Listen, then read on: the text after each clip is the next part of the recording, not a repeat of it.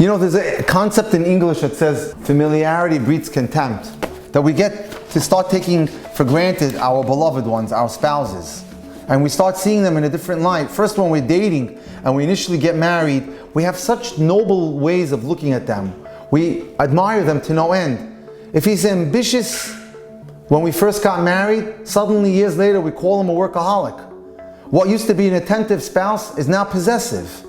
What was considered a confident person that we dated and we first got married to, we now call them arrogant.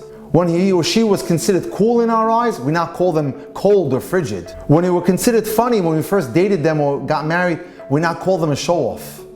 When we considered our spouse initially or our dating partner to be funny, now we call them a snob. What was considered laid back, we now call them lazy.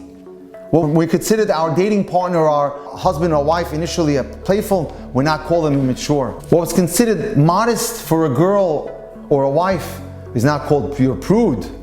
Opinionated now has become argumentative. Optimistic is now considered stupid years later in marriage. Quiet has become too quiet.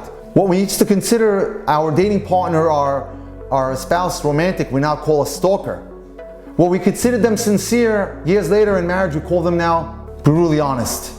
And what we considered simple when we first got married, we now call boring. And when we can call them him or her smart years ago, we now say, oh, he's a show-off.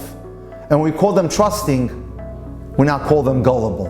What happens is, if we're not careful in keeping our eye on the goal of maintaining the marriage, values start to erode and the positive adjectives turn into negative adjectives. Your mission in this world is to work on that marriage and keep an eye on it constantly to ensure that the way you view your spouse 30 years down the line, 20 years down the line is the same way you viewed each other when you first got married.